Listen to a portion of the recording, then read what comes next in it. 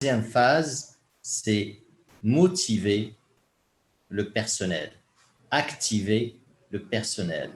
Le rôle donc de la direction, c'est d'activer et de motiver le personnel pour qu'il adhère, pour que le personnel puisse adhérer à quoi? Aux objectifs établis lors de la phase de la planification et attribués lors de la phase de l'organisation. Donc, établis, les objectifs planifiés, établis lors de la phase de la planification et attribués, c'est-à-dire lors de la phase de l'organisation, on divise le travail, puis on fait de l'attribution des tâches. Attribué à la phase de l'organisation.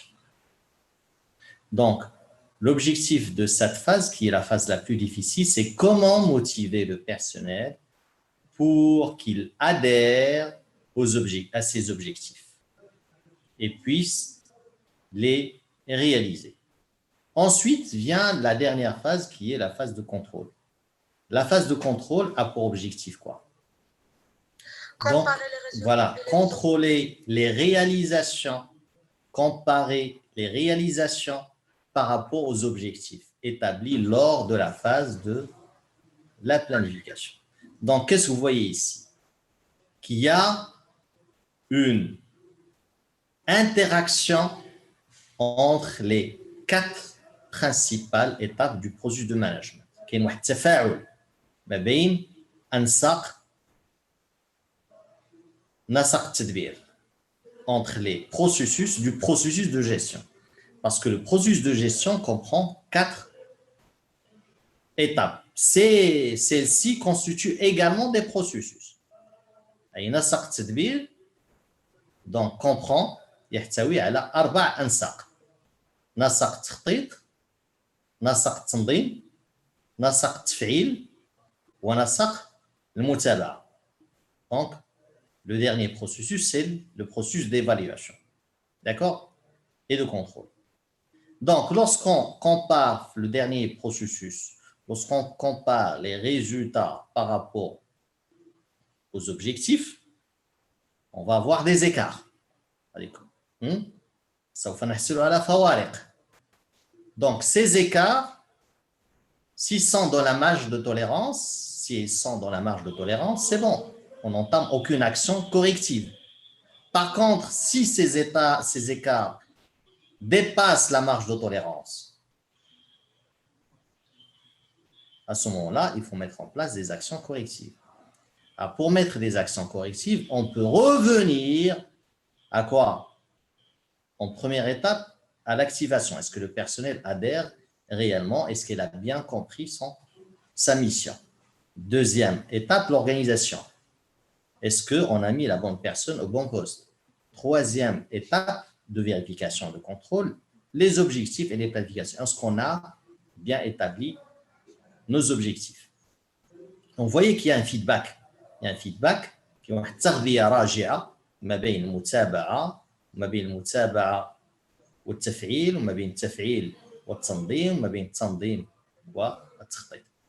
Est-ce que c'est clair? Oui, monsieur. Oui, monsieur. C'est bon. Donc, vous avez compris le rôle de chaque étape. C'est bon. D'ailleurs, j'ai expliqué ça dans l'ouvrage. Donc, vous n'allez qu'à lire chez vous la page 91 et 92 pour comprendre le rôle de l'organisation, de la direction et de contrôle. Maintenant, je vous invite à voir la page... on va commencer. La page par le processus de planification. La page 132. La page 132. La page 132.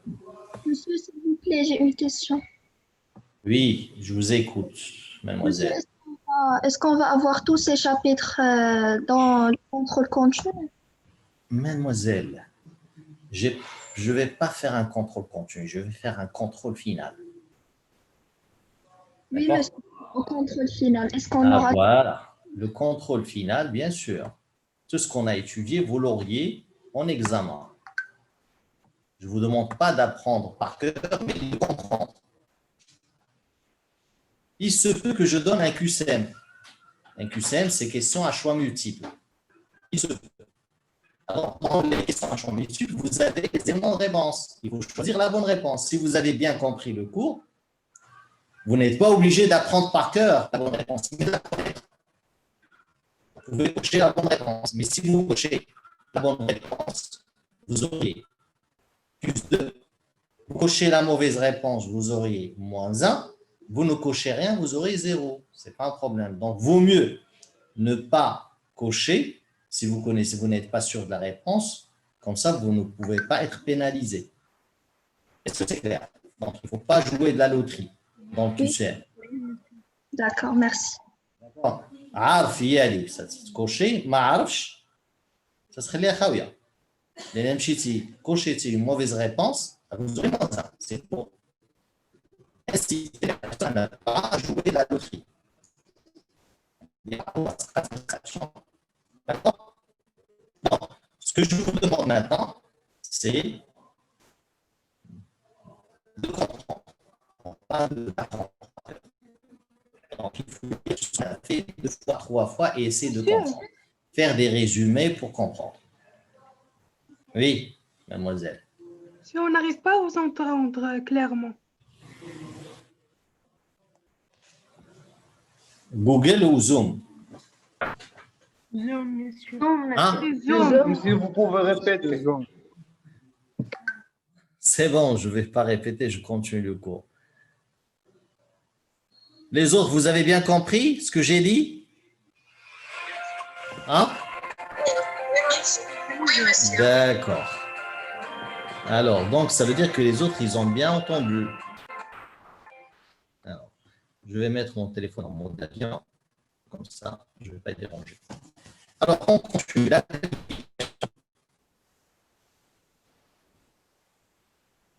Alors, prenez la page. Et on vous entend pas. Vous allez m'entendre, ne vous inquiétez pas. Vous allez m'entendre. Allez. C'est bon? Vous m'entendez bien maintenant? Oui, monsieur. D'accord.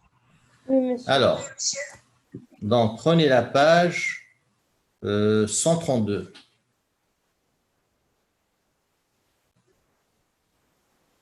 Alors, on a déjà la première fonction de management, c'est correspond à un ensemble de dispositions adoptées en vue d'anticiper l'avenir. Donc, chaque action qui a pour objectif d'anticiper الاستباق المستقبل تسمى تخطيطا. Donc, Monsieur, je m'excuse, mais on vous entend mal. Oui, monsieur. Oui. à Zoom Oui. Oui. Oui, monsieur, sur et Zoom, Google on vous Meet, vous m'entendez bien? Oui, monsieur. Oui, monsieur. D'accord, où est le problème donc? Attendez, je vais vous chercher des écouteurs, comme ça, vous allez peut-être mieux m'entendre.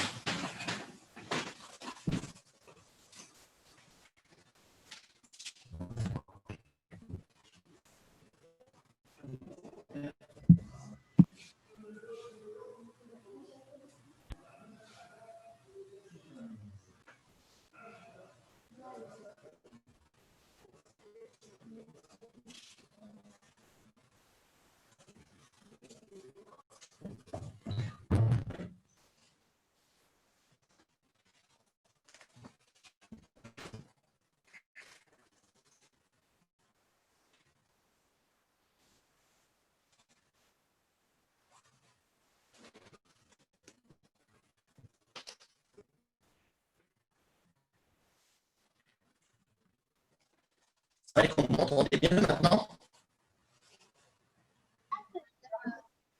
Oui, monsieur. C'est bon? Vous m'entendez bien? C'est bon, on va travailler tranquille maintenant. C'est bon, c'est bon. Allez, donc je recommence. Donc, je disais, toute action qui tient compte de l'avenir est définie comme un plan. Donc, qu'est-ce que vous avez planifié ce soir? Qu'est-ce que vous avez planifié pour dîner? Qu'est-ce que vous avez Je ne vous planifié ce entendais week-end? rien. Comment? C'est Monsieur, on vous entend très mal. Je pense qu'il y a un problème de connexion. Monsieur, vous pouvez changer Un ta problème de place, s'il vous connexion, plaît. monsieur. Vous m'entendez bien maintenant? Non, monsieur, non. Un peu, monsieur. Il y a un peu, monsieur. Oui? Maintenant? C'est bon?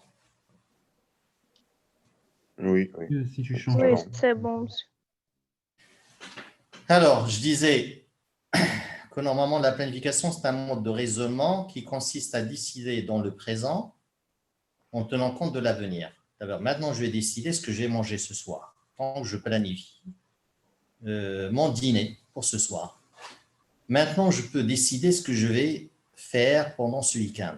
Donc, je vais planifier mes activités pour ce week-end. Je vais planifier maintenant où je vais passer mes vacances pour cet été. D'accord? Donc, je planifie mes vacances. Donc, toute décision qui a pour objectif de, comment dire, de décider en tenant, c'est-à-dire décider actuellement dans le présent en tenant compte de l'avenir, donc ça fait partie de la planification. Est-ce que c'est clair?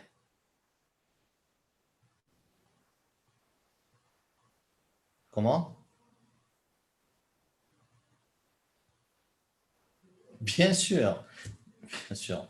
Mademoiselle, la stratégie, c'est une planification, mais qui concerne le long terme. Un plan de long terme, c'est un plan stratégique.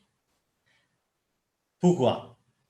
Parce que là, un plan stratégique, il est pris généralement, il est déterminé et établi par la direction générale. Et en plus, c'est un plan risqué. On n'a pas le droit à l'erreur dans le plan stratégique. En plus, la planification stratégique n'est pas répétitive. Par exemple, se marier, c'est un plan stratégique, le mariage. On n'a pas le droit à l'erreur au mariage. En plus, ce n'est pas une action répétitive. Je ne vais pas me marier chaque fois, chaque jour. C'est comme lancer un nouveau produit. Lancer un nouveau produit, je ne vais pas chaque jour lancer un nouveau produit. Pour lancer un nouveau produit, on travaille sur la conception du produit, parfois 2 ans, 3 ans, 4 ans, avant même de lancer le nouveau produit. Mais c'est un plan. On l'appelle stratégique parce qu'il est très, très important. On n'a pas le droit à l'erreur et on doit normalement, avant d'établir ce plan, faire des études, d'accord? Des études de marché, faire des études de faisabilité financière, technique, etc. Faire une analyse stratégique, analyse SWOT pour recenser les opportunités, les menaces, pour recenser les forces et les faiblesses avant d'établir un plan stratégique. Comme par exemple, ouvrir une nouvelle filiale à l'étranger, à titre d'exemple. On ne va pas ouvrir chaque jour ou chaque mois une filiale à l'étranger. Ça va prendre des études et normalement, c'est une décision qui va prendre du temps. Ce n'est pas comme s'approvisionner en matière première. L'approvisionnement en matière première, c'est un plan opérationnel. C'est-à-dire, on s'approvisionne chaque jour. Est-ce que c'est clair? Oui, monsieur, pour assurer la survie, monsieur. Attendez, votre décision d'intégrer l'ECG, c'est une décision stratégique. Parce qu'il vous a engagé pendant 5 ans. Ce n'est pas comme une décision d'acheter le poisson ou la viande pour manger. C'est une décision opérationnelle. Est-ce que c'est clair? Vous faites la différence. Mais ne vous précipitez pas. Je vais expliquer tout ça. Alors, oui.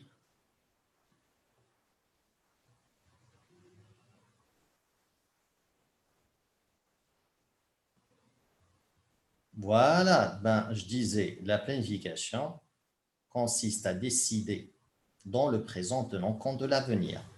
L'avenir, il peut être le court terme, il peut être le moyen terme, comme il peut être le long terme. D'accord? Il peut même dépasser le long terme.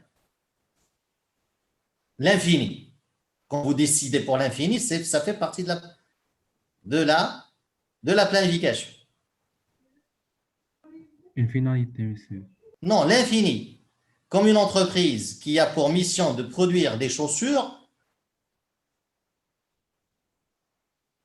la mission, c'est un plan.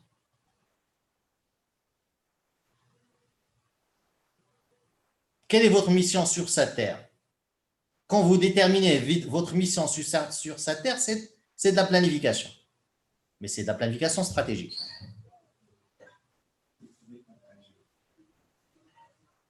D'accord? Est-ce que c'est clair? Quelle est votre mission sur cette terre? Le paradis, monsieur. Le paradis. C'est un objectif stratégique. D'accord? Vous n'avez pas le droit à l'erreur. Si vous le ratez, vous serez dans l'enfer. D'accord? Est-ce que c'est clair? Oui, monsieur, c'est clair. Donc, c'est bon. Donc, voilà. Alors, en fait, il présente un processus volontariste par lequel on cherche à déterminer les objectifs de l'organisation. Alors, revenons à l'entreprise. Les actions à mettre en œuvre pour les atteindre et les moyens et les ressources nécessaires pour les réaliser. Prenons un exemple. Par exemple, j'ai une entreprise de production de jus et je veux ouvrir une filiale en Guinée-Conakry. Parce que là-bas, ils n'ont pas une usine pour produire les jus. En plus, même s'il y a une usine, c'est des jus de mauvaise qualité. Surtout les jus d'orange. Alors, l'objectif maintenant de l'organisation, c'est quoi? Un objectif stratégique, c'est ouvrir une filiale en Guinée-Conakry. Les actions à mettre en œuvre pour atteindre cet objectif stratégique. Donc, qu'est-ce que je dois faire, à votre avis, pour réaliser mon objectif stratégique?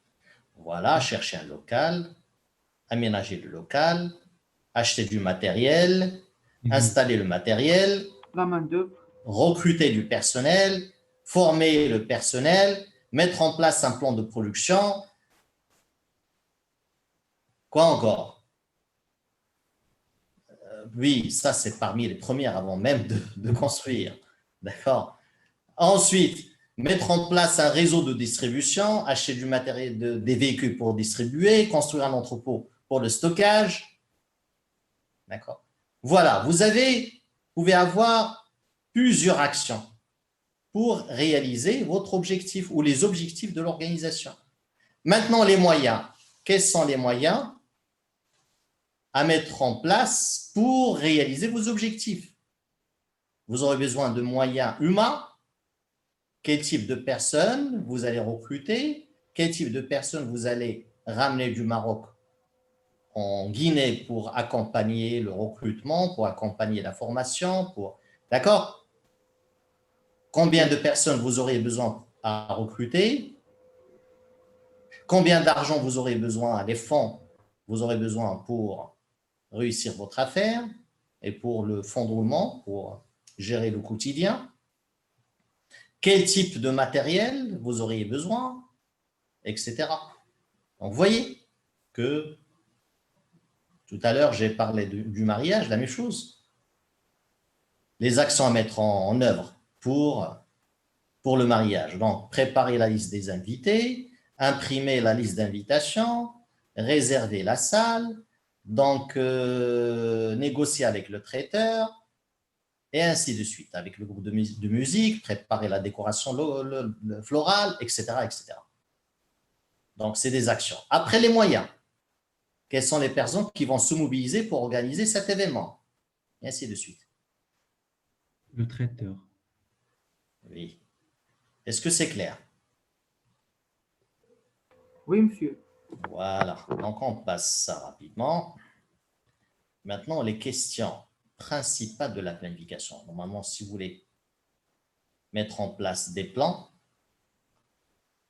la planification oblige les managers à se poser 4 questions principales. Quelle est notre situation actuelle? Cette question aide à examiner les forces et les faiblesses de l'organisation ainsi que les opportunités et les menaces que cache l'environnement. Donc, la réponse à cette question vous demande vous oblige à faire un diagnostic, aussi bien interne qu'externe. Interne, commencez par les faiblesses et les forces de votre organisation. Prenons toujours l'exemple de l'implantation d'une filiale dans un pays africain, subsaharien, plutôt. C'est l'analyse SWOT, ce n'est pas un problème. Donc, les forces et les faiblesses, les forces à tous les niveaux. Au niveau financier, est-ce qu'on a les moyens d'autofinancement? Au niveau technique et technologique, est-ce qu'on a la technologie et la compétence? Au niveau commercial, est-ce qu'on a une bonne force de vente? C'est-à-dire, on a des bons commerciaux. Au niveau RH, est-ce qu'on a des personnes qualifiées? Au niveau logistique, est-ce qu'on a un réseau de distribution efficace, etc. D'accord? Au niveau que ce soit les forces et les faiblesses, au niveau de la logistique, au niveau financier, quelles sont nos faiblesses au niveau financier, quelles sont nos faiblesses au niveau managériel, au niveau organisationnel, etc. Maintenant, pour l'environnement, quelles sont les opportunités et les menaces que dissimule l'environnement, que cache l'environnement? Au niveau de la concurrence, les menaces au niveau de la concurrence, est-ce qu'il y a des concurrents sur place? Les opportunités, est-ce que le produit a un marché potentiel important? D'accord? Au niveau réglementaire, la législation de travail, par exemple, est-ce qu'elle est favorable ou non? Les procédures douanières, la conjoncture économique, est-ce qu'il y a une bonne conjoncture économique dans ce pays? Est-ce qu'il y a une stabilité politique ou il n'y a pas de stabilité politique, etc.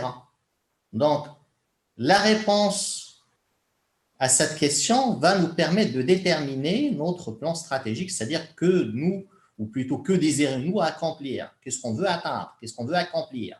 La réponse à cette question, bien sûr, va nous permettre d'établir les objectifs stratégiques à atteindre.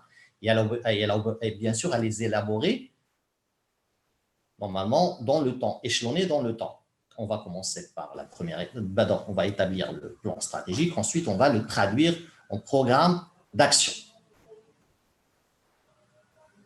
Alors, comment faire pour combler l'écart entre notre position actuelle et celle que nous désirons occuper? Actuellement, on a une usine au Maroc et on désire avoir une usine dans un pays subsaharien. Cette question aide à déterminer d'une manière objective la nature des ressources dont on aurait besoin, ressources financières, matérielles, humaines, etc. Et l'ampleur du travail nécessaire pour réussir la mise en œuvre des plans désirés. Ça va nous prendre beaucoup d'efforts, beaucoup de travail, beaucoup de temps, etc. Qui va mettre en œuvre ces plans? Moi, mes ingénieurs, je vais sous-traiter ça à un cabinet d'études, ça dépend. De quelle manière et quand faut-il les réaliser? Ces questions portent sur l'affectation des responsabilités, qui va s'occuper de la recherche du terrain, qui va s'occuper de la construction. Est-ce que c'est une entreprise locale ou une entreprise marocaine? D'accord? Quelles sont les principales étapes à franchir pour réaliser les objectifs planifiés? Donc, voilà la réponse à la quatrième question. Donc, je vous demande de retenir ces 4 questions. Ils vont vous aider à planifier, donc à réussir votre planification. Inch'Allah, même la planification personnelle, même la gestion de soi. Quelle est ma situation actuelle? Je suis un étudiant en première année de l'ENCG, que je désire accomplir, être un directeur des ressources humaines, être un directeur commercial, être un directeur logistique. Comment faire pour atteindre, devenir un directeur logistique au RH ou un DAF, un directeur administratif financier? Qu'est-ce qu'il faut mettre en place et de quelle manière il faut travailler pour atteindre? Donc, il faut choisir telle option, travailler dès maintenant, trouver des stages dans ce domaine, donc chercher d'autres certificats de qualification dehors de l'ENCG, donc enrichir mon CV, avoir plus d'expérience, etc. Est-ce que c'est clair? C'est clair? Oui, monsieur. Donc, la planification, elle est très importante, que ce soit pour les organisations et même au niveau de la gestion de soi, au niveau du self-management. Et d'ailleurs, les personnes qui réussissent dans la vie, ce n'est pas les personnes les plus intelligentes, ce sont les personnes qui planifient, qui ont des objectifs, que ce soit dans la vie d'ici-bas et même la réussite dans le delà. سواء في الدنيا وفي الآخرة. الناس اللي عندهم أهداف معيش غير بشكل اعتباطي عايز يضيع الوقت. هذاك التليفون خرج عليكم بشوية. Donc, il faut revoir, il faut faire une révision, ce que vous voulez faire dans cette vie. Donc, ne perdez pas votre temps. Alors, les 5 dimensions de la planification. En effet, la planification est un réseau de plans articulés et coordonnés, de façon à permettre à l'ensemble de l'organisation d'atteindre son objectif. Ces plans diffèrent en fonction de 5 dimensions principales, en fonction de la durée, du domaine, de la nature, du niveau et des caractéristiques. Alors, pour mieux comprendre ça, je vous invite à voir la figure 4.2, les 5 dimensions de la planification. D'accord?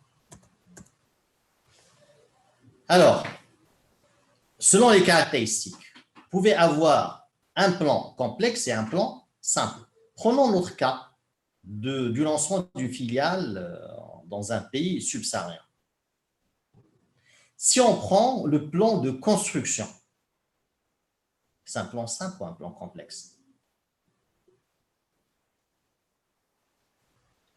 Complexe. Voilà. D'accord. Si on prend le budget c'est un plan. Le budget qu'on a établi pour tout le projet. Est-ce que c'est un plan quantitatif ou qualitatif? Quantitatif. Voilà. Alors, si on prend le plan d'acquisition du matériel, est-ce que c'est un plan stratégique ou tactique? Tactique, il n'est pas stratégique. Stratégique, c'est le lancement c'est tout le projet. D'accord. En même temps, notre projet de lancement de la filiale à l'étranger, tout le projet, est-ce que il devrait être un plan confidentiel ou public? Confidentiel. Confidentiel. Voilà. Il doit être formel ou informel? Il doit être formel sur des papiers ou juste… Formel. Formel. Il doit être formel. Dans la mise, voilà. Voilà, vous voyez un petit peu les caractéristiques du plan. Les plans diffèrent. Vous pouvez avoir un plan complexe comme un plan simple. Le recrutement du personnel, des agents. Le recrutement des agents ou des ouvriers. C'est un plan complexe ou simple? Simple. Il est simple. D'accord? Oui. Maintenant, les domaines.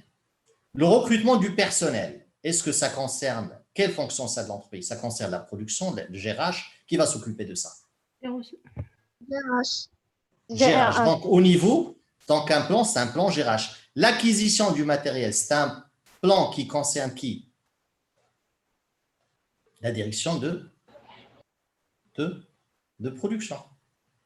C'est les ingénieurs de production qui vont s'occuper de ça, avec la fonction achat. D'accord. C'est bon? Est-ce que c'est clair? Oui, monsieur, c'est clair. Oui, monsieur. Alors, on peut avoir des plans qui concernent toute la société, comme le plan de construction. Des plans, non, toute la société, c'est comme le lancement de la filiale, ça concerne le groupe. Maintenant, le plan de production, le plan d'acquisition du matériel, c'est un plan qui concerne la filiale. D'accord? Ça peut concerner une fonction comme le plan de communication sur place. Lorsqu'on va mettre un plan de communication, ça va concerner quoi? La fonction marketing, et ainsi de suite. Donc, ça peut concerner même un produit. Par exemple, supposons qu'on va faire des jus d'orange, des jus exotiques, etc. Si on veut faire, par exemple, on veut choisir un conditionnement pour le jus d'orange, ça va concerner le plan du jus d'orange. Ou là, l'approvisionnement, un plan d'approvisionnement en matières premières du jus d'orange. Ça va concerner, c'est-à-dire le plan d'approvisionnement en matières premières en jus d'orange. Ça va concerner un produit. Donc, vous voyez qu'au niveau de l'entreprise, on peut avoir des plans de différents niveaux, c'est-à-dire au niveau de la société, au niveau de la filiale, au niveau de la fonction, etc. Un plan, il peut être, comme je disais tout à l'heure, à court terme, à moyen terme, à long terme, et même il peut être infini. Comme la mission de l'entreprise, ça va être un plan infini. Lorsqu'on va construire une entreprise pour la production des jus d'orange, on va acquérir du matériel du jus d'orange, donc ou d'autres jus, ce n'est pas un problème. Donc, c'est tant que l'entreprise existe, il va travailler, il va avoir comme mission la production des jus. Oui, Un monsieur. plan à long terme, attendez, un plan à long terme, ne me coupez pas, s'il vous plaît, si vous avez des questions, vous les laissez à la fin, parce qu'il faut qu'on avance. Notez vos questions et laissez-les à la fin. Alors, à long terme, c'est comme le projet même de construction d'une lancement d'une filiale, ça a été préparé pendant 2 ans ou 3 ans. On ne peut pas lancer le jour au lendemain une filiale comme ça. Donc, le plan à court terme, c'est le plan d'approvisionnement en matières premières. Bref, un plan diffère en fonction de sa nature. Il peut prendre la forme d'un budget, il peut prendre la forme d'un programme d'approvisionnement, par exemple, il peut prendre la forme de procédure de travail, il peut prendre la forme de stratégie, il peut prendre la forme d'objectif, il peut prendre même la forme de mission. Donc, on a différents types de plans. Ce qu'il faut retenir, chaque plan ou chaque action qui a pour objectif d'anticiper l'avenir, c'est un plan. Mais les plans ont plusieurs formes. Ils peuvent prendre plusieurs formes. Ils peuvent prendre la forme de budget, la forme de programme, la forme de procédure, la forme de stratégie, la forme d'objectif ou la forme de mission. Alors, pour mieux comprendre ça, je vous invite à voir l'encadré 4.1, synthèse des types de plans d'après Kunz et Hodnell. Donc, je vous invite à lire ça tranquillement chez vous ce soir.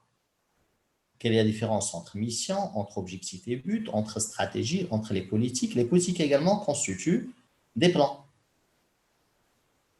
Les procédures, les règlements, les programmes, les budgets. Vous avez ici 8 types de plans. D'accord? Ce qu'il faut garder à l'esprit, qu'un plan est relié à une orientation future. Si on garde ça à l'esprit, on peut se rendre compte de la variété possible des plans. C'est pour ça que les auteurs les classent de cette manière. Raison d'être, mission, objectif, but, stratégie, politique, procédure, d'accord? Règlement, programme et budget. Donc, je vous invite à lire ça chez vous. Alors, quels sont les avantages de la planification? La planification présente plusieurs avantages pour l'organisation. Donc, il permet d'indiquer l'évolution de l'organisation. Lorsqu'on détermine les objectifs, on va toujours se comparer par rapport aux objectifs. Et cette comparaison va nous indiquer notre évolution. Une entreprise, une organisation, même une personne qui n'a pas d'objectif, il ne peut pas savoir est-ce qu'elle évolue ou non par rapport à ses objectifs. Il n'a pas un repère. Il n'a pas un repère pour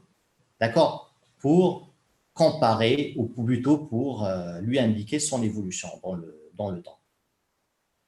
Donc, les plans ou la planification permet d'indiquer l'évolution. En même temps, il nous permet de mettre en évidence quelles sont les opportunités et les risques éventuels.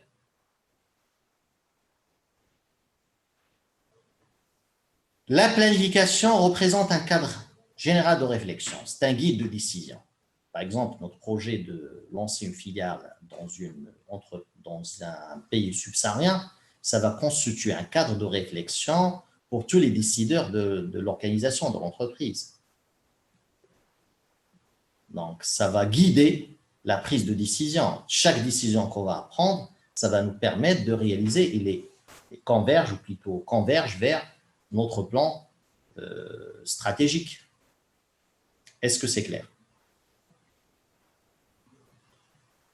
C'est clair? C'est clair ou non? D'accord. Donc, je parlais tout à l'heure de convergence. C'est vrai que l'application nous permet d'assurer la convergence des plans opérationnels à court terme, c'est-à-dire pour réaliser un objectif à long terme, il faut d'abord réaliser des objectifs à court terme. Et ces objectifs devraient converger et non pas diverger avec le plan stratégique. Il devrait nous permettre d'atteindre notre objectif stratégique, d'accord, à long terme. La même chose, la planification nous permet de gérer les changements et en s'adaptant aux transformations de l'environnement. On va voir ça tout à l'heure. Lorsqu'on réalise un programme d'action, dans le temps, on ne peut pas réaliser toutes les actions d'une manière concomitante, c'est-à-dire en même temps. Donc, qu'est-ce qu'il faut faire? Il faut commencer étape par étape. Donc, les étapes sont échelonnées dans le temps. Et lorsqu'on veut passer à la deuxième étape, il faut toujours introduire les nouveaux paramètres de l'environnement et qui sont parfois imprévisibles. Donc, il ne faut jamais travailler avec un plan ou des plans rigides. Il faut toujours que les plans soient flexibles et les adapter aux mutations de l'environnement. D'accord? Ensuite, la planification va nous faciliter le contrôle parce que les objectifs peuvent être transformés en ordre de contrôle. الأهداف التي نعمل عليها يمكن تحويلها إلى ماذا؟ إلى مقاييس متابعة. Donc, je peux les transformer en normes de contrôle. Donc, ça va être très simple de contrôler mon activité lorsque je travaille avec des objectifs. Elle permet de réaliser des économies. Lorsque je travaille avec des objectifs, je ne t'attends pas. Donc, qu'est-ce que je fais? Donc, j'ai un cap à suivre. J'ai des objectifs. Ça va me permettre de gagner du temps et de réaliser des économies. Voilà les avantages de la planification. En fait, la planification n'a que d'avantages. Et on dit en arabe, من لا يخطط فهو يخطط ويمكن يخطط لماذا؟ يخطط للفشل. ما يمكنش تنجح في الحياة ديالك وأنت لا تخطط. مستحيل. جميع النجاحات اللي حققتوها ماشي بالصدفة. راك خدمتوا عليها، راك خططتوا ليها. الباكالوريا باش تشدوا votre bac pour l'obtenir, vous avez planifié c'est-à-dire vous avez planifié tout vos travaux et vos préparations. D'accord? Donc, c'est comme ça dans la vie, il faut planifier. Donc, les limites, maintenant, on va voir les limites de la planification. Alors, c'est vrai que la planification représente un nombre d'avantages énormes. Mais la planification peut se heurter à des limites. Moi, je ne parle pas d'inconvénients de planification. La planification n'a pas d'inconvénients. Il n'a que des avantages. Mais il a des limites, un hudud. Alors, la limite principale, c'est que les prévisions qui constituent la base de la planification, التوقعات اللي سنعتمدوا عليها التي نعتمد عليها من أجل إنجاز المخططات أو التخطيط. التوقعات, les prévisions parfois peuvent s'avérer fausses à cause d'événements imprévisibles. Alors, si on prend le cas, toutes les entreprises qui ont planifié pour 2020, en 2019, ils ont établi des plans en 2019, des plans de production, des plans d'acquisition, des plans d'investissement, non, tout a été chamboulé. Pourquoi? Tout n'a pas été respecté. Parce qu'il y avait le phénomène de Covid qui a remis en cause tous les plans et à tous les niveaux, économique, politique, social, géopolitique, à tous les niveaux. C'est ça un petit peu la limite de la planification. Parce que parfois, les prévisions peuvent s'avérer fausses à cause d'événements imprévisibles, comme une guerre, une récession économique, une grève, une pandémie. C'est bon? Est-ce que c'est clair? C'est ça un petit peu la limite de la planification. Est-ce que c'est clair? Oui, monsieur. Oui, monsieur. Alors, c'est pour ça qu'on parle en Occident de la rationalité limitée. La rationalité limitée, c'est-à-dire vous planifiez, mais parfois il y a des paramètres imprévisibles et incontrôlables. Donc, c'est-à-dire pour avoir un management efficace, une planification efficace, donc il faut toujours être prêt à adapter toujours vos plans, votre management aux mutations de l'environnement. Subhanallah, c'est-à-dire selon l'approche islamique, c'est bien. Allah subhanahu wa ta'ala, donc il faut toujours se préparer. La préparation, ça fait partie de la planification. Mais l'avantage, nous, en tant que décideurs musulmans, alhamdoulilah, on a al-sikhara, salat al-sikhara. D'abord, il faut bien préparer les choses et après, faire salat al-sikhara. Il y a une prière de concertation. On demande concertation à Dieu qui connaît, bien sûr, ce qui va se passer dans l'avenir. Je veux lancer une entreprise en Guinée-Conakry, donc je vais préparer tout, faire une étude, mais avant d'entamer, c'est-à-dire la réalisation de ce projet, je dois faire une salat sikhara. Et vous connaissez salat sikhara ou non? Qui a déjà fait? Oui, monsieur. Oui, Dans monsieur. notre- Bien sûr. Ah, Oui, c'est monsieur. bien. Les personnes Monsieur, on qui la connaît connaissent, bien. attendez, les personnes qui ne connaissent pas, ils demandent aux personnes qui connaissent.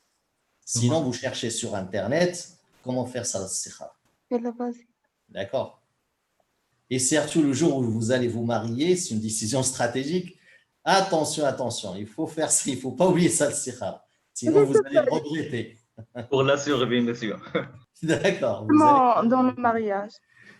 Bah, le mariage, c'est une décision stratégique. On n'a pas le droit à l'erreur. Mais il y a beaucoup de paramètres cachés. Tu peux pas. Il y a parfois des choses imprévisibles. Donc, vaut mieux commencer. Vaut mieux. Connais la personne avant. Voilà. Même si vous connaissez, il y a toujours des choses cachées. Tu peux pas. Mais la personne, il peut même changer sans être conscient qu'il va changer dans l'avenir. Hein. C'est bon. Donc, faites ça, pour vos projets économiques et même pour vos projets personnels. Faites toujours ça, c'est bien. C'est ça un petit peu qui nous donne avantage par rapport aux décideurs occidentaux. Là, on a l'appui et le soutien de notre Créateur. Lorsqu'on fait ça, Allah bénit notre action. Allah yubarik fi العمل ديالنا لما تنستخر الله سبحانه وتعالى. ما استخرتيش ربي تيخليك مع العقل ديالك والفهمات ديالك والحسابات ديالك ويقسم ظهرك. C'est bon. D'accord. ولكن ماشي شي واحد يستخر وما دار aucune préparation, mais il n'a pas établi de plan, il n'a pas fait de recherche, هذا تيتفلى على راسو. Donc, فهمتي. Donc, alors, la planification, c'est un processus lent et difficile qui nécessite une préparation, une élaboration rigoureuse. Bien sûr, pour planifier, il faut faire des études de marché. Une étude de marché, à minimum, coûte 300 000 dirhams. Juste une simple étude qualitative, ça coûte dans les 300 000 dirhams. Au Maroc. Hein. Je ne parle pas du business plan quand vous demandez à un cabinet d'études pour vous faire un business plan, ou plutôt ce qu'on appelle une étude de faisabilité, que ce soit technique, que ce soit financière, que ce soit commerciale ou stratégique. Ça demande un coût et du temps pour réaliser l'étude. Donc, le coût de la mise en œuvre du plan s'avère très élevé. Certains membres de l'organisation peuvent résister au changement et entraînés par leur attitude à des résultats différents et même négatifs. Quand parfois vous voulez mettre en place des plans qui vont susciter un changement aussi bien organisationnel, procédural, au niveau des procédures, alors que les gens étaient habitués de travailler d'une certaine manière, c'est-à-dire selon certaines procédures. Vous allez souvent rencontrer des réticences et des résistances de la part des dirigeants. Donc, ça peut bloquer parfois la réussite de la mise en place du plan. Voilà un petit peu les limites de la planification. Maintenant, le processus de la planification. Comment on établit un processus de planification? Alors, le processus de planification comprend 5 étapes. principale. En plus, il y a toujours un feedback entre les principales étapes du processus de la planification. Un peu de respect, mademoiselle Ladek. Désactiver. Mademoiselle, اختي احنا متبعينك تنشوفوا هادشي بان يخرج المدينه تخرج وتعبقي تعطى على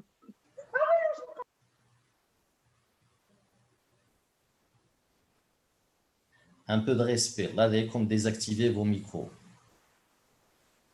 En même temps, il faut être attentif au cours.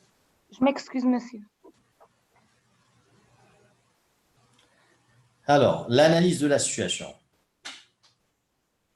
L'analyse de la situation commence par l'analyse de l'environnement. Vous pouvez même les faire en parallèle, c'est-à-dire l'analyse de l'environnement et l'analyse, comment dire. Donc, prenez la page. Donc, vous avez ça devant vous. La page, je vais vous dire quelle page, c'est la page 100. C'est la page 138. Alors, on commence par l'analyse de la situation. Alors, l'analyse de l'environnement, regardez dans la page suivante. Regardez sur la page suivante. L'analyse de l'environnement procure à l'entreprise des informations importantes lui permettant de juger l'ampleur des opportunités de menaces que cache son environnement. Alors, il faut chercher des informations concernant la conjoncture économique, la technologie, c'est-à-dire qu'il faut faire un petit peu de veille technologique pour voir un petit peu quelles sont les dernières technologies utilisées dans le domaine, la concurrence au niveau local, au niveau national, au niveau international, le social, par exemple le rôle des syndicats, la culture même, d'accord, le juridique, les réglementations, tout ce qui est droit de travail, tout ce qui est réglementation fiscale, tout ce qui est procédure douanière, etc. Alors, si on prend le cas du lancement d'une filiale dans un pays subsaharien, au niveau de l'économie, donc il faut voir la conjoncture économique de ce pays, le pouvoir d'achat de ce pays, le revenu, d'accord? Est-ce que le problème passe par une crise économique, y compris même la situation politique? Il faut voir est-ce que le pays passe et est stable politiquement.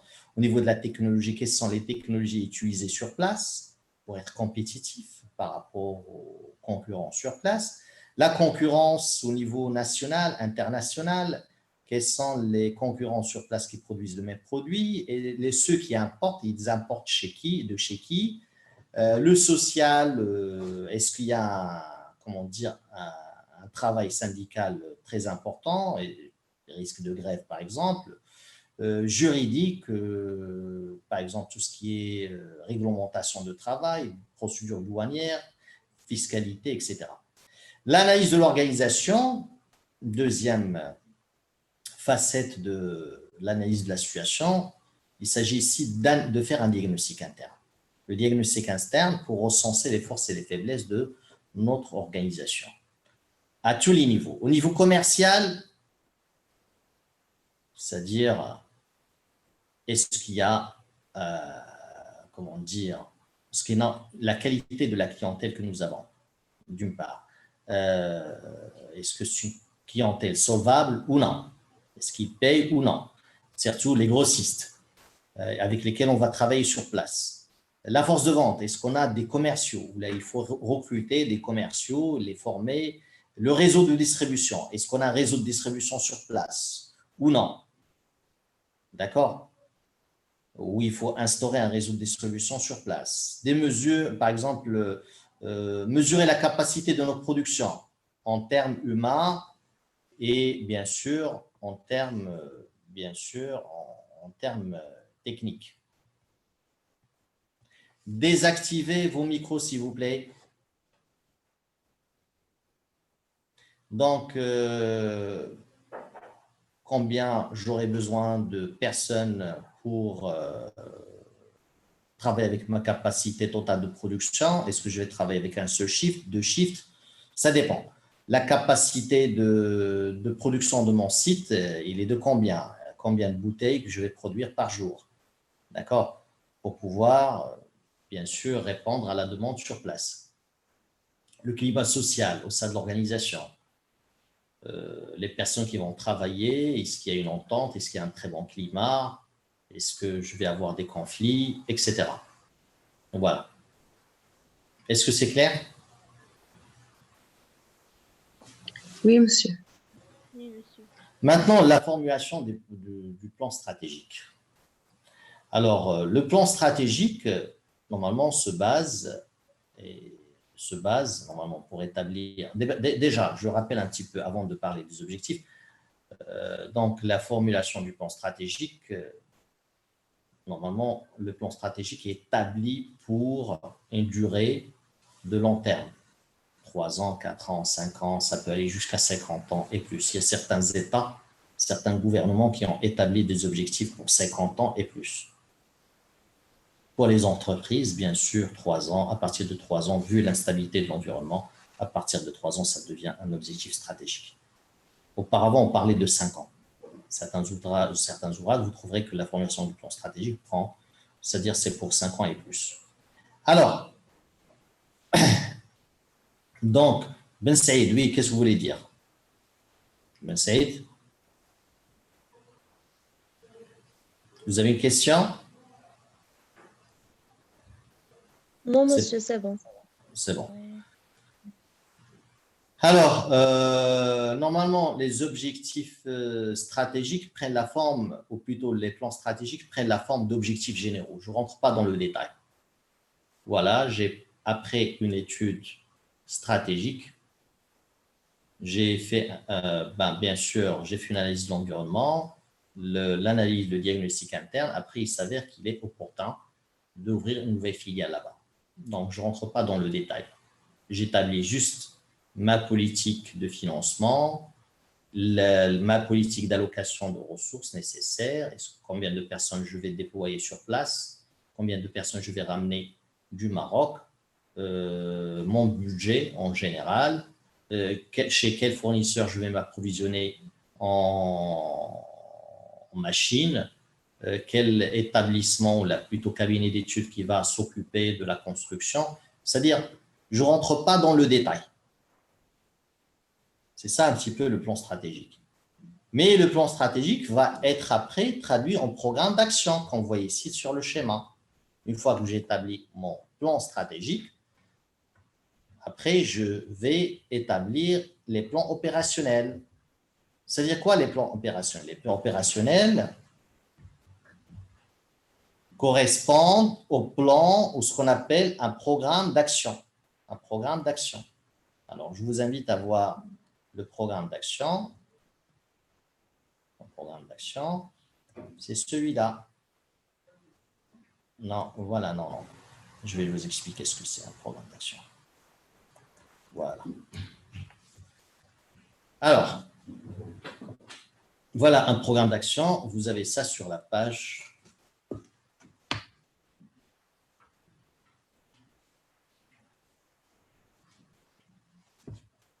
Alors, sur la page 149. C'est bon? Regardez la page 149. Donc, un programme d'action. Ici, on a un plan tactique qui relève du plan stratégique d'une entreprise. Le plan stratégique de l'entreprise, c'est l'amélioration de la rentabilité de l'organisation. Moi, en tant que directeur des ressources humaines, je vais participer à l'amélioration de la rentabilité de l'organisation qui est un plan stratégique pour l'entreprise. Donc, qu'est-ce que je vais faire? J'ai mis en place un plan de perfectionnement de mon personnel, ou là, de tout le personnel de l'entreprise. Alors, pour le perfectionnement du personnel, regardez dans le tableau, c'est le quoi? Alors, il faut déterminer un ensemble d'actions. Alors, j'ai prévu des actions de formation en technique d'animation d'équipe ou l'animation de groupe, qualité et technique de vente. Donc, 4 ou 3 formations, je peux même proposer des formations en sécurité, des formations, d'accord, en technique d'hygiène, sécurité, etc. Alors, les bénéficiaires de l'animation de groupe, ce sont les cadres supérieurs. Les bénéficiaires de la formation qualité, c'est les chefs d'équipe. Les bénéficiaires en technique de vente, les techniques de négociation, c'est les commerciaux. C'est bon? Quel sera le responsable de la première action? C'est le directeur des ressources humaines. La deuxième action, c'est le directeur qualité. Et la troisième action, c'est le directeur commercial. Le où va se réaliser chaque action. La première action, c'est à Paris. C'est les directeurs supérieurs parce que ça va être fait par un cabinet. La formation, ça va être fait par un cabinet de ressources humaines. D'accord, français. Ensuite, la qualité et les techniques de négociation, ils vont se faire à Casa et à Rabat. Quand l'hiver 2021, l'été 2021 et l'hiver 2022. Le combien? La colonne du combien comprend 4 sous-colonnes. Vous avez les personnes, la durée, le montant et les moyens. Alors, ces 4 colonnes correspondent à la phase de budgétisation. Donc, ces actions, elles vont être traduites en quoi? En chiffres. J'aurai besoin de 3 formateurs, d'un mois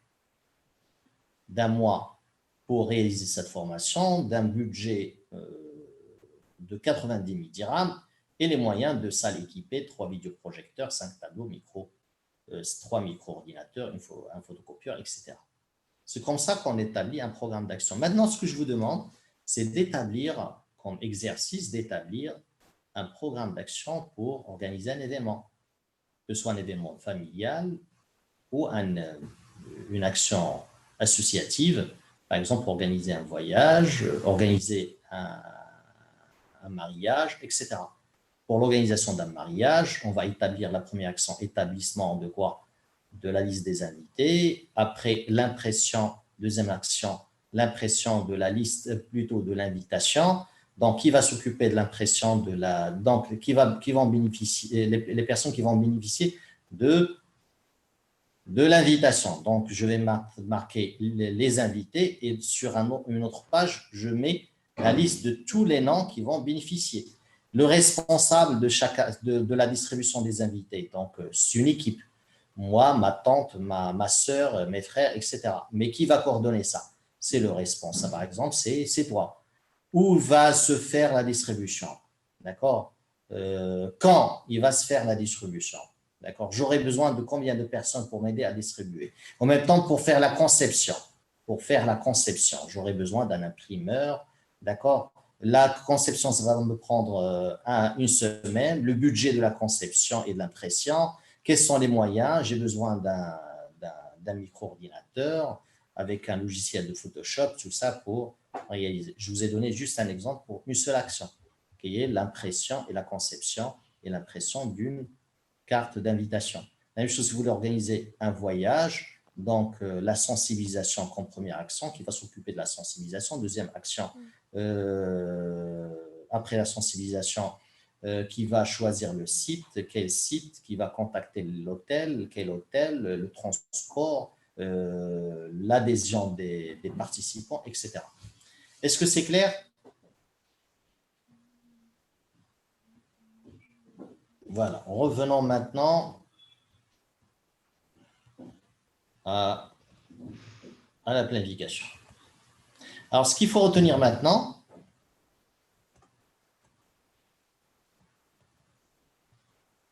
les critères de validité d'un… Mais avant de parler des critères de validité d'un objectif, d'abord, un objectif pour qu'il soit valable, il doit comprendre 4 composantes. Un attribut, une échelle de mesure, une norme et un horizon temporel. Supposons, je vous dis, voilà, il faut améliorer la rentabilité de l'entreprise. Est-ce que c'est un objectif qui est clair? Hein? Non, il n'est pas clair. Parce qu'il ne comprend pas d'attribut. Plutôt, il ne comprend pas d'échelle de mesure, excusez-moi, il ne comprend pas d'échelle de mesure, il ne comprend pas de normes. Il ne comprend pas d'horizon temporel. Dans combien de temps? Améliorer la rentabilité en un an, en 6 mois, en combien? Donc, il faut déterminer l'horizon temporel. La norme, de combien il faut améliorer la rentabilité? De 20%, de 40%, de combien? Donc, vous voyez qu'un objectif pour qu'il soit valable, et accepté c'est-à-dire au niveau managériel, il faut qu'il ait un attribut, une échelle de mesure, une norme et un horizon temporel. Et vous avez un exemple d'un objectif qui comprend tout ça. Atteindre un taux, le taux c'est l'échelle de mesure, de rentabilité c'est l'attribut, ça peut être le chiffre d'affaires, ça peut être la productivité, d'accord. De 20% c'est la norme et d'ici 2 ans c'est l'horizon temporel. Donc gardez ça bien dans votre esprit, hein. Gardez ça bien à l'esprit, d'accord. Alors, passons maintenant à la hiérarchie des objectifs. La hiérarchie des objectifs, normalement, au sein de l'entreprise, on a 3 niveaux, d'accord, de détermination ou d'établissement d'objectifs. Vous avez la haute direction, la direction générale, qui établit les grandes orientations, ce qu'on appelle les objectifs généraux. Les objectifs généraux. Comme par exemple, le lancement d'une nouvelle, par exemple, l'ouverture d'une nouvelle filiale à l'étranger, le lancement d'un nouveau produit, la mise en place d'une démarche de qualité, de certification, qualité ISO. Donc, voilà des décisions stratégiques, des exemples des décisions stratégiques. Les cadres intermédiaires, ce sont les cadres directement, ce sont les directeurs fonctionnels. Les directeurs fonctionnels, directeur commercial, directeur de production, directeur logistique, directeur de système d'information, c'est les directeurs fonctionnels. Alors, dans notre cas, si on veut lancer un nouveau produit, donc qui va faire la phase conception du produit, tout ça, c'est le département recherche. Recherche, d'accord. Si on n'a pas ce type de département, on peut sous-traiter ça à un autre cabinet extérieur qui va, par exemple, préparer le plan de communication de ce produit. C'est le directeur commercial qui va préparer le plan de financement de ce produit. C'est la direction financière qui va préparer le plan de production. C'est le plan directeur de production, c'est le directeur de production. Le plan de distribution du produit, c'est le directeur logistique. Voilà les objectifs tactiques qui concernent l'objectif stratégique, à savoir le lancement d'un nouveau produit. Ensuite, les cadres intermédiaires peuvent également intervenir au niveau de l'établissement d'objectifs opérationnels. Sinon, on peut les donner au chef d'équipe. Par exemple, j'ai établi mon plan directeur de production, mais le plan directeur de production a besoin par exemple, de préparer un plan d'approvisionnement en matières premières. Ce n'est pas le directeur de production qui va établir le plan d'approvisionnement de matières premières d'une manière quotidienne. On va demander ça au chef d'approvisionnement ou plutôt aux approvisionneurs. Ça dépend de la taille de l'entreprise, c'est-à-dire les cadres subalternes. Est-ce clair, la hiérarchie des objectifs? C'est clair? Oui, monsieur, c'est clair. Alors, passons maintenant à la chaîne des objectifs. La chaîne des objectifs, par exemple, vous avez dans cet exemple, on détermine un certain chiffre atteindre, un chiffre d'affaires à atteindre. Voilà, supposons 1 milliard de dirhams, on veut réaliser. D'accord. J'ai dans cette entreprise 2 secteurs, ou là plutôt 2 régions, la région nord et la région sud. Donc, supposons que je donne 400 millions de chiffre d'affaires à réaliser par la région du nord, et 600 millions de dirhams à réaliser par la région du Sud. Donc, parce que j'ai ici 2 responsables de région. Donc, vous voyez que l'objectif général stratégique a été scindé en 2 sous-objectifs tactiques. Les objectifs tactiques, après, ils sont scindés et divisés en sous-objectifs, qu'on appellera des objectifs opérationnels. Par exemple, dans chaque région, j'ai des secteurs. J'ai le secteur de Tanger, j'ai le secteur de Larache, j'ai le secteur de Tétouan, j'ai le secteur de Hossima, etc. À chaque chef de secteur, je vais donner un objectif. En collaboration, bien sûr, et avec l'entente de ce dernier. Un objectif à réaliser. Et chaque chef de secteur dispose de qui? De vendeurs qui travaillent avec lui. Chaque chef de secteur qu'est-ce qu'il va faire? Il va attribuer des chiffres d'affaires, c'est-à-dire des objectifs aussi opérationnels, parce qu'on a 3 niveaux d'objectifs, stratégique, tactique, et tout ce qui vient après, on l'appelle opérationnel. Ijra'i, ahdaf ijra'iya. Donc, il va établir des objectifs opérationnels pour chaque vendeur.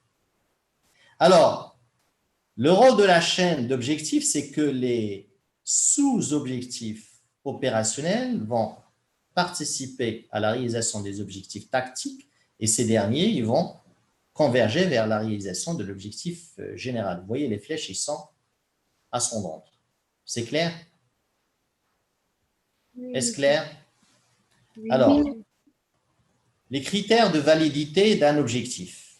Donc, un objectif doit être établi par là où les personnes devront assurer sa mise en œuvre. C'est-à-dire, par exemple, quand je veux établir un objectif, il ne faut pas le dicter à la personne. Donc, au contraire, il faut impliquer la personne pour qu'il adhère aux objectifs dans la préparation de ce dernier, c'est-à-dire de cet objectif. Un objectif doit être réaliste et motivant. Donc, il doit être cohérent avec la stratégie et non pas en contradiction et en même temps avec la réalité de l'organisation. Je ne vais pas demander pendant la pandémie de réaliser un chiffre d'affaires comme on réalisait auparavant. Pendant la pandémie, la plupart des entreprises ont connu une chute. Donc, je dois modifier c'est-à-dire le niveau de chiffre d'affaires, c'est-à-dire le niveau de mon objectif. En même temps, un objectif, il doit être motivant pour gagner l'adhésion. D'accord? L'adhésion du personnel à ces objectifs. Il doit être en harmonie avec les objectifs des différentes unités de l'organisation. Il ne doit pas être en contradiction pour ne pas rentrer en conflit avec les objectifs des autres unités. Il doit être axé sur des résultats. Par exemple, voilà, moi, je vous ai demandé d'augmenter mon chiffre d'affaires annuel de 20%. Je ne vais pas vous demander comment faire. Je vais pas, normalement, un objectif doit être axé sur les résultats à atteindre et non pas sur les activités à accomplir. Un objectif doit être précis afin qu'il puisse être compris des collaborateurs, doit être mesurable afin qu'il puisse être contrôlé. Il doit être réalisable dans le délai et en quantité désirée. Il doit être assorti de moyens, c'est-à-dire je dois donner les moyens à la personne pour pouvoir, c'est-à-dire les moyens nécessaires pour pouvoir réaliser cet objectif. En même temps, un objectif doit être accompagné d'outils de contrôle, c'est-à-dire je dois lui donner des normes et même des outils pour contrôler et évaluer le rendement. Il doit être accompagné d'objectifs de remplacement pour éviter d'improviser en cas de problème, c'est-à-dire je dois toujours avoir un objectif, le plan B. Si ça ne marche pas avec le plan A, il faut passer au plan B pour éviter d'improviser. La yartajil. Mais quand l'improvisation, on voit l'irtijal. D'accord, à la dernière minute. Alors, les plans stratégiques se basent généralement sur les prévisions. Un plan stratégique, normalement, se base sur les prévisions. On dit que les prévisions saines constituent les bases de la planification saine. Comment on traduit les prévisions en arabe? توقعات اي كان التوقعات ديالك خاطئه لا بلانيفيكاسيون ديالك ماشي تكون صحيحه دونك سي بور سا اون في دي études c'est bon oui j'entends très mal Il y a certaines fois des causes qui sont extérieures qui vont influencer sur les prévisions. comment Monsieur, comme la pandémie. Des événements imprévisibles. Oui, monsieur. Tout dépend de la qualité de la prévision. Vous savez que la pandémie, ça a été senti avant décembre en Chine. Est-ce que les entreprises, ils ont pris ça au sérieux au départ? Ils ont introduit ça dans leurs prévisions. Non, ils ne savaient pas que ça va presque comment dire, impacter toute l'économie mondiale.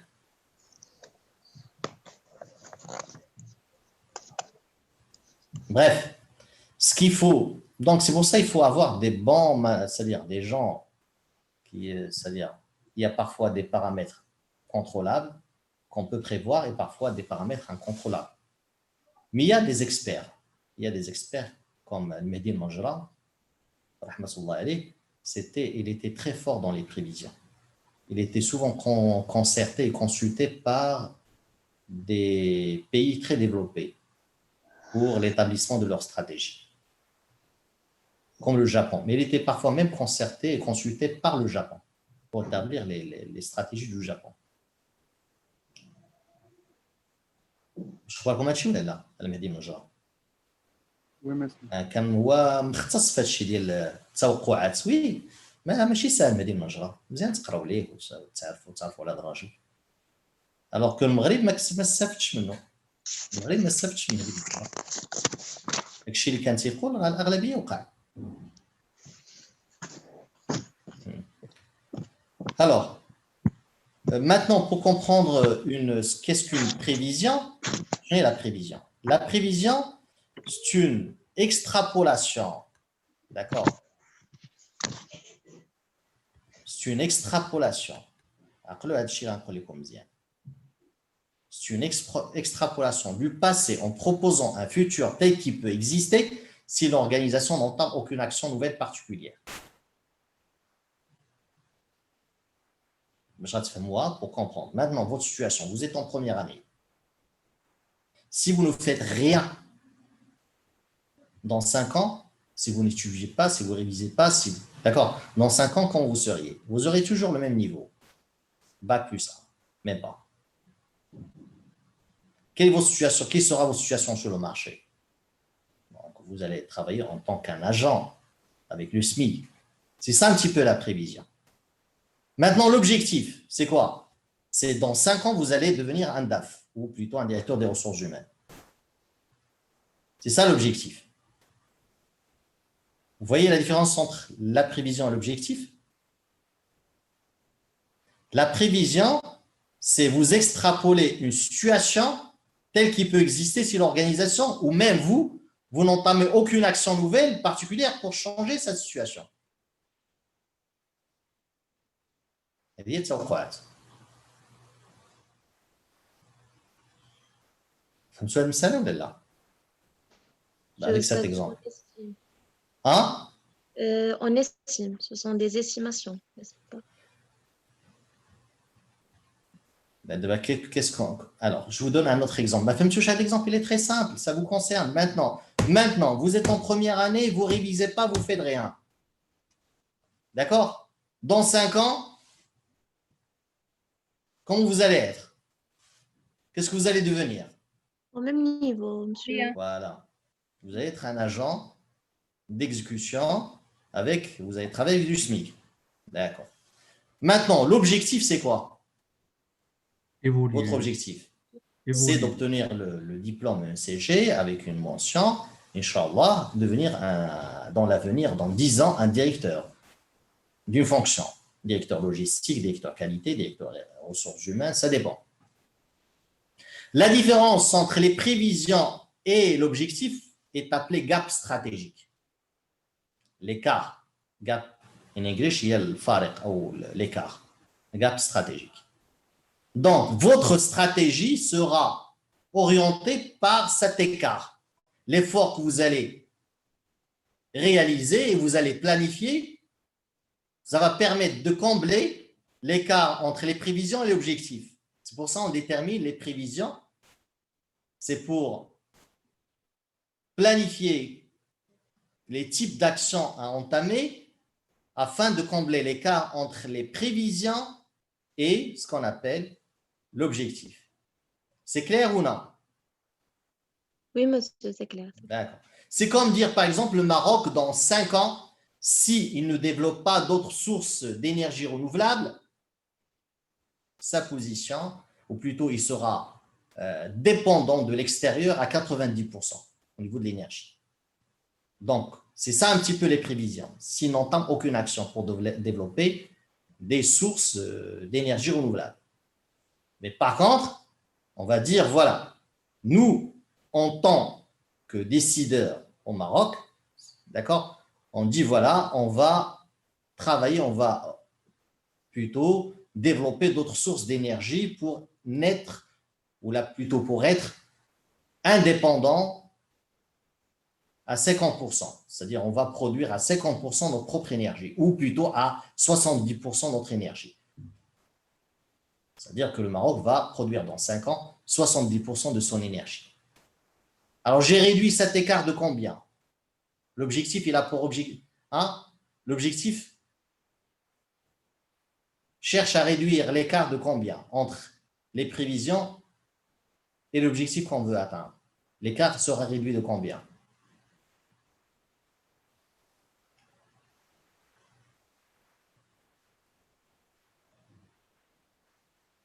C'est-à-dire, je vais être dépendant seulement de 30%. Entre 90% et 30%, il y a شحال كاينة.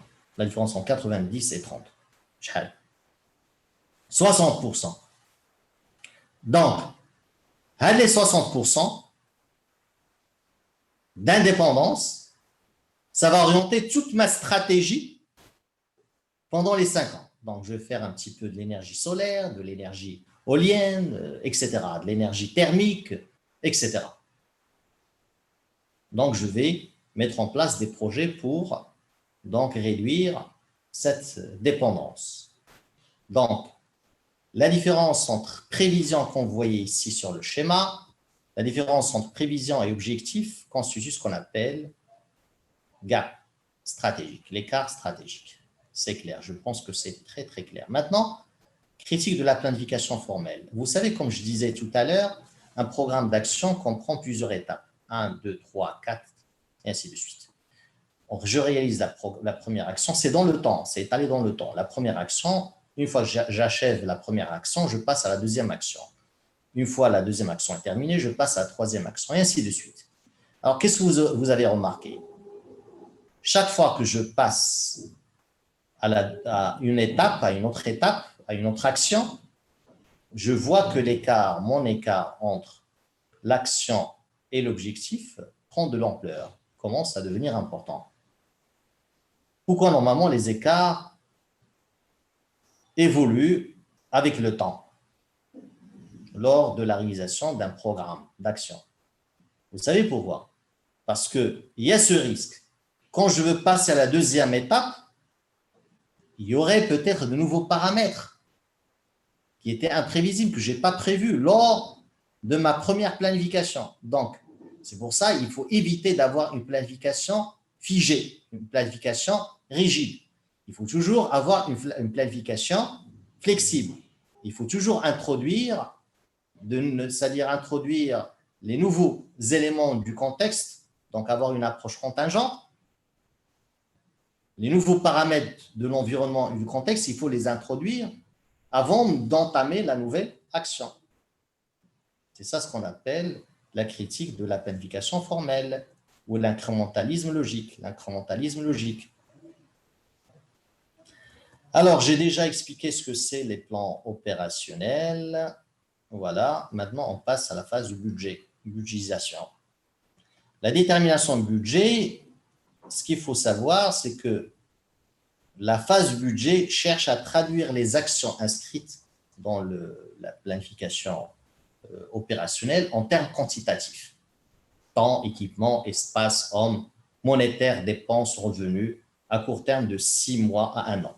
Même le budget de l'État, il est établi pour 1 an. Donc, une action, lorsque je commence à la chiffrer, comme vous voyez ici sur ce schéma, les 4 colonnes ici correspondent à la phase de combien? À la phase budget. Combien d'hommes j'aurai besoin, combien de temps, combien d'argent, quel type de moyens, et ainsi de suite. Alors, le budget bien sûr, permet de concrétiser les plans parce qu'il commence à devenir chiffré, quantifiable, ça devient plus concret, plus mesurable. D'accord? Le budget permet de coordonner en termes numériques, financiers et même en termes de temps avec les autres acteurs, de contrôler les actions parce que lorsque je vais mettre, par exemple, des normes concernant le temps, concernant la qualité, concernant le coût. Donc, ça va faciliter, bien sûr, ça va faciliter quoi? Ça va faciliter mon contrôle. C'est-à-dire les objectifs, je peux les traduire, surtout s'ils comprennent les 4 composantes, une échelle, une norme, un attribut, un horizon temporel, ça va m'aider à établir facilement des normes de contrôle. Donc, si vous n'avez pas de normes, si vous n'avez pas de normes, bien sûr, quantifiées, le contrôle, ça va être difficile. Alors, l'inconvénient majeur du budget, c'est le risque de rigidité, parce que lorsque vous quantifiez une action, ça devient rigide. Par exemple, vous avez prévu 3 mois, il se peut que vous ne respectez pas les 3 mois. Vous avez prévu un certain montant, 2 millions de dirhams, il se peut que le projet nécessite plus. Donc, c'est pour ça qu'il faut assouplir les budgets, ne pas les rendre rigides. Alors, pour ce faire, on peut utiliser soit les budgets additionnels, il s'agit de la fameuse rallonge budgétaire. Par exemple, supposons on a prévu un budget de 10 millions alors qu'il nous faut 12 millions. Donc, on va rallonger notre budget de 2 millions. La même chose pour l'horizon temporel, pour l'échéance. On a prévu de réaliser notre action en 3 mois alors que ça nécessite 4 mois. Le budget de contingence, il est fondé sur différentes hypothèses d'évolution de l'environnement. Donc, dès le départ, je mets 3 budgets. Par exemple, si le coût de la matière première reste stagné, voilà notre budget. S'il évolue de 2%, voilà notre budget, et ainsi de suite. Le budget à base zéro, c'est-à-dire chaque année, je travaille, c'est-à-dire je repars à zéro à la fin de chaque cycle sans faire un renouvellement automatique de mon budget. Cette technique, elle est pratiquée par les États pour l'établissement de leur budget. Chaque année, chaque ministère, il part à zéro, il établit un nouveau budget. Bref, maintenant l'évaluation. Alors, l'évaluation consiste à comparer, à mesurer, d'accord, à mesurer les écarts en comparant les réalisations et les prévisions. Alors, la mesure des écarts porte généralement sur les écarts par rapport aux objectifs. Est-ce qu'on a réalisé 90% de l'objectif, 95%, 70%? Ça dépend. Les écarts par rapport aux moyens, est-ce que les moyens étaient suffisants ou non? Les écarts par rapport à l'environnement et son évolution, et il n'y avait pas de nouveaux événements imprévisibles, presque il y avait une stabilité au niveau de l'environnement, on n'a pas changé trop notre budget et notre planification. Et les écarts par rapport au calendrier prévu pour l'exécution. Alors maintenant, pour réduire ces écarts, on a 2 méthodes. Soit le rattrapage, qui consiste à augmenter en quantité, en qualité les ressources utilisées. Donc, sans réviser mon plan, je ne vais pas procéder à une révision de tout mon plan, je vais seulement augmenter, soit en temps, soit en argent, soit en moyens. La révision du plan peut être utilisée dans 3 cas.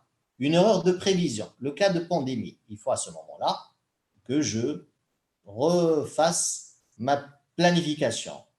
Donc, il faut à ce moment-là réajuster mes plans quantitativement et qualitativement.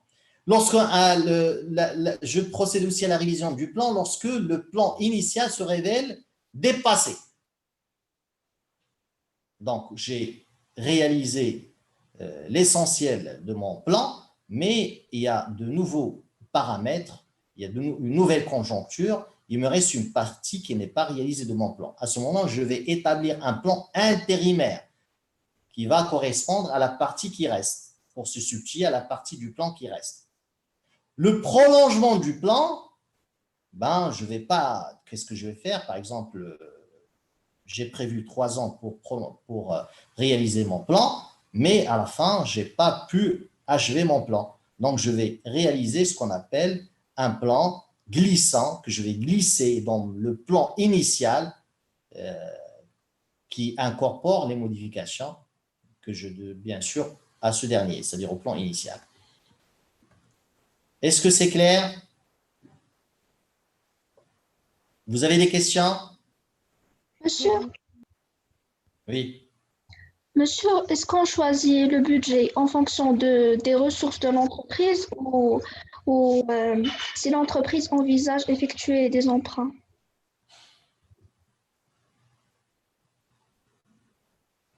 Alors, le budget, vous n'avez rien compris peut-être ce qu'on n'entend par un budget. Un budget, c'est un plan traduit en chiffres. Lorsque je dis que mon action va prendre 2 mois, je suis déjà commencé à budgétiser mon action. Quand je dis qu'il me faut 3 personnes pour le réaliser, voilà, je suis passé déjà à la phase de budgétisation. Quand je dis qu'il me faut 2000 dirhams, 5000, 10 000 dirhams, je suis passé à la phase de budgétisation. Quand je dis, voilà, j'ai besoin de 2 machines, de 2 ordinateurs, etc., je fais de la budgétisation. Donc, le budget n'est pas seulement monétaire.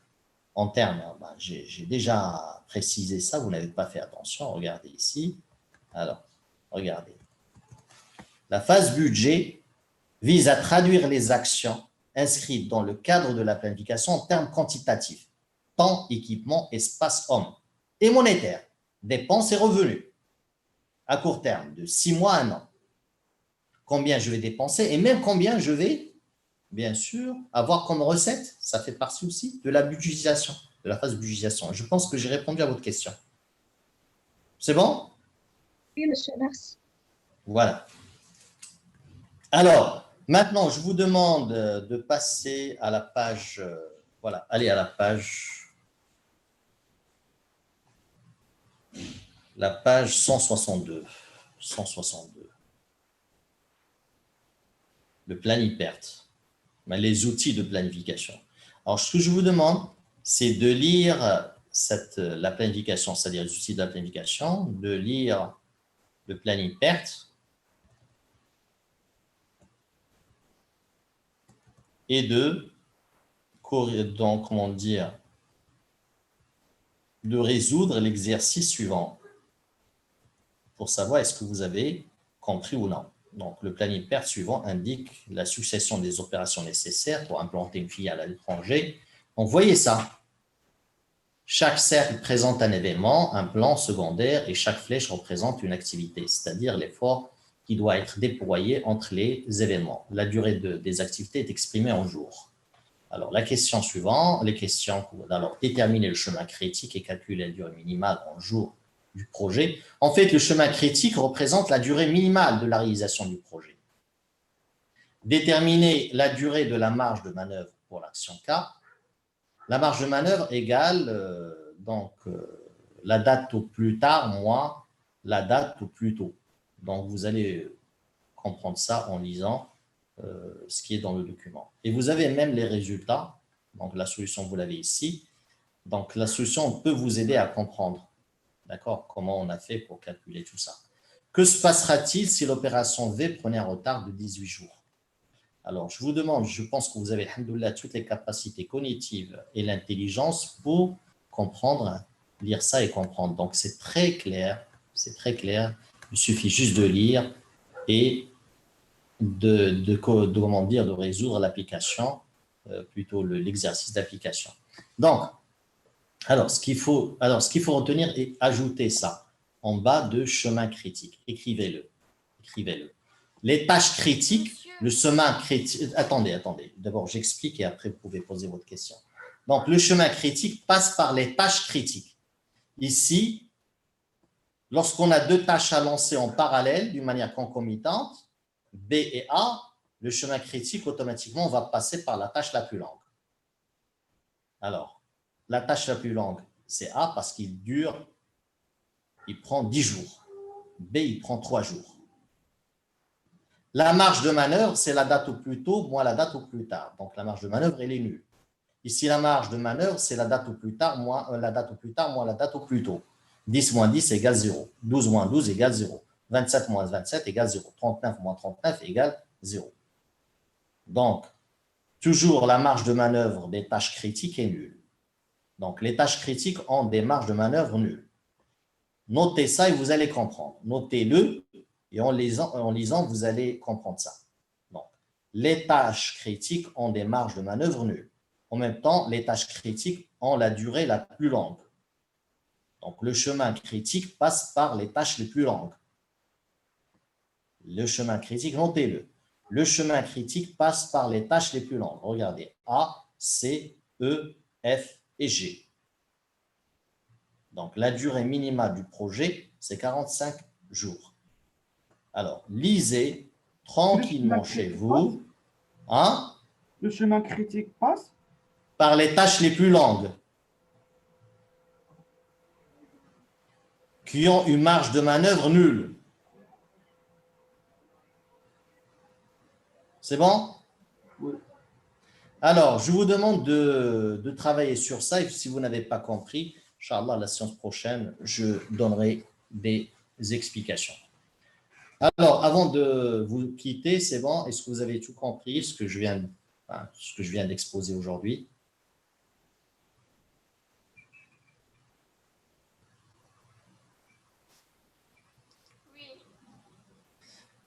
Ben, vous allez lire, vous allez comprendre les fluidités. Alors, regardez, pour comprendre les fluidités, d'abord, cette technique de Performance Evaluation and Review Technique, ça a été utilisé pour la première fois par USA Navy, par l'armée américaine, c'est-à-dire la marine américaine. Monsieur, Alors, on voit le rien PERT, dans l'écran partage. non, mais écoutez-moi ce que je dis. Je disais que normalement, la USA Navy avait pour programme de, bien sûr, de produire ou de produire des missiles à tête nucléaire. C'est les missiles nommés Polaris. D'accord? Vous cherchez même sur Internet marqué image missile Polaris, vous aurez même une image de ce type de missile. Ça, c'était au moment de la course aux armements nucléaires, pendant la guerre froide entre le pôle soviétique et le pôle américain. Et les Américains, grâce à ce programme, ils ont gagné 2 ans et demi, parce que le programme était prévu pour qu'il soit réalisé en 6 ans. Et ils ont gagné 2 ans et demi. Donc, le programme a été réalisé en 3 ans et demi. Donc, vous savez qu'au Maroc, il y a beaucoup d'entrepreneurs qui, lorsqu'ils lancent un chantier, les entrepreneurs en bâtiment, ils lancent un chantier et ils prévoient, par exemple, 2 ans ou 3 ans ou 2 ans pour le réaliser. Et parfois, le chantier, il prend 4 ans, c'est-à-dire 2 ans de retard. Tout simplement, taisez-vous s'il vous plaît, tout simplement, parce qu'ils ne savent pas comment mettre un plan ou plutôt un PERT, un outil de planification comme le PERT. Donc, vous allez lire et après, je donnerai plus d'explications la semaine prochaine. Donc, la semaine prochaine, Inch'Allah, essayez de résoudre Il se peut que vous l'aurez à l'examen, hein, le planning PERT. Hein. Donc, c'est pour ça que je vous demande de bien lire et être attentif et de résoudre et de comprendre, bien sûr, comment établir un planning PERT. Allez, bon courage. À la prochaine, Inch'Allah. Merci, monsieur. Je vous en prie. Au revoir, monsieur. Au revoir. Merci, monsieur.